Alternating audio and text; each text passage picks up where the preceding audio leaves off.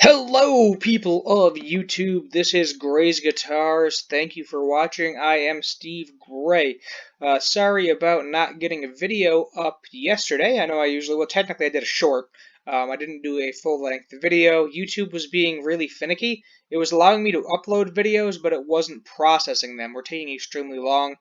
It seems like it's going through now. I got one to go through on my anime channel, so I'm going to be recording this today, and we'll see if it goes through.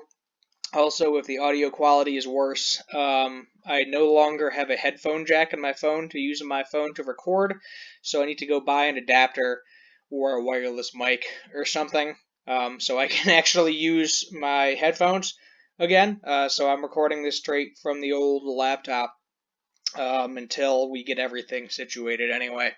So, research by Fender suggests women buy guitars online because they aren't treated well in shops. This is something I have seen firsthand. Um, even if a woman is extremely knowledgeable about a guitar, a lot of people think it's more of a guy thing, so they're not taken as seriously. I mean, look at that whole conversation that Ted Nugent had about Joan Jett being in the top 100 guitarists when he wasn't on the list, and he got really angry about it. So, I mean, you can see where this goes, but let's continue. CEO Andy Mooney reflects on how data collected when he joined the company in 2015 has shaped the company's business strategy ever since. Fender's CEO shared a series of intriguing insights found by the company as a result of research conducted after he joined in 2015, which has helped dictate the brand's roadmap for the past couple of years.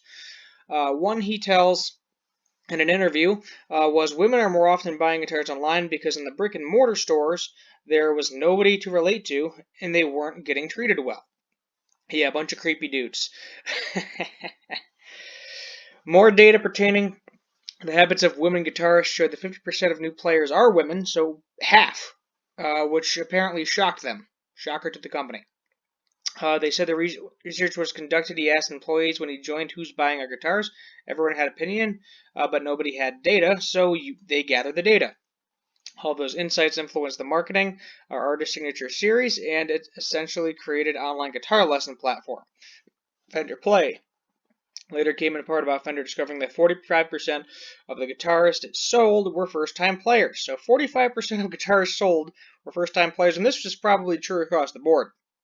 Minus maybe like Gibson, because they're expensive, higher-end brands, I should say. Because they got Squier, obviously. A lot of people, so I think Squier is the number one selling brand. And of those first-time players, there was a 90% abandonment rate. So only 10% of people are sticking to it of that 45%. But despite Fender's findings regarding the guitar buying habits of women, a study earlier this year found that female and non-binary artists make up less than 6% of signature electric guitar market. Yeah, there's really not a huge, especially non-binary, not a huge guitar market for women in general. A study conducted by Find My Guitar showed that of a selection of 226 electric guitars that are signature models currently on the market, only 13 belong to female and non-binary artists, while 213 belong to male guitar players. It's also noted that out of 30 signature guitars currently offers, Fender only has 3 models from female and non-binary players on the roster: Chrissy Hyde's Telecaster, hers Chrome Glow Stratocaster, and Tosh Sultan's HSS configuration Strat. I do like that Strat with the matching headstock. That said, gender equality, the guitar industry has improved, but more needs to be done. Justin Norville, Executive Vice President of Product at Fender, told Guitar World earlier this month that signature models enhance product innovation and help guitar evolve to meet the needs of all players. Signature models are interesting because they can speak to generational demographics. I think, doesn't Billie Eilish have a... No, it's not a guitar, it's a ukulele. I know Fender did something with that. Whether it's Jimi Hendrix or something in the 60s as classic rock, or something very today, he explains. It can also speak to genre. So people see a blues artist and think that's their thing. So think a punk rock artist, get interested in that product. Continued, if you're looking back through our marketing campaign, even over the last 5 years or so, you'll see we featured at least one female artist in every campaign we've run. We don't box different people. They're guitar players or musicians, and it's the same thing that drives everybody equally. Well, I mean, there's people have different aspirations for playing guitar. I believe it said that females in here at one point primarily buy acoustics. Um, well, let's see if I can find it. If I do, I'm hoping I'm not going to mess something up if I do Control F. Yes, women were predominantly buying acoustic guitars. So, I don't know about you, but I don't know a lot of people that buy Fender branded acoustic guitars. Um, I think Orange Wood seems to be set pretty popular since all the advertising on YouTube.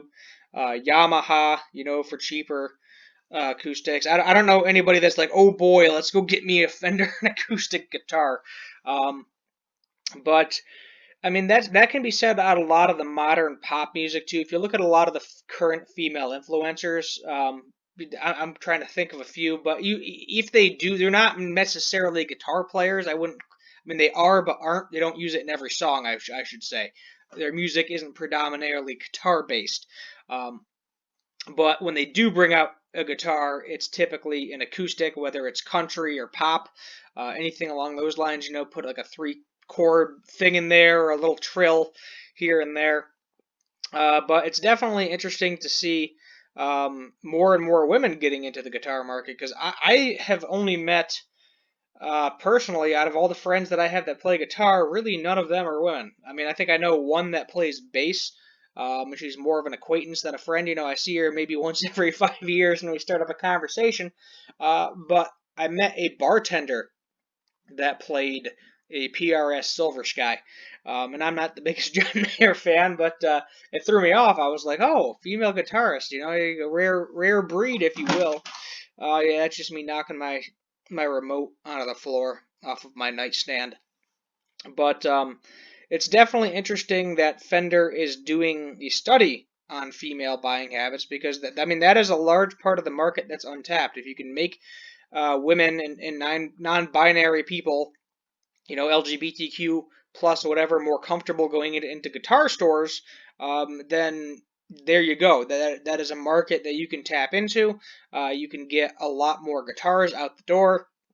It doesn't matter what the price range is. The point is you sell guitars and you make money. That's the business model for every guitar company ever. And obviously listen to what the players have to say about the feedback. Make them more ergonomical, if you will, to the female body shape if needed. Maybe put some different cutaways in there or something.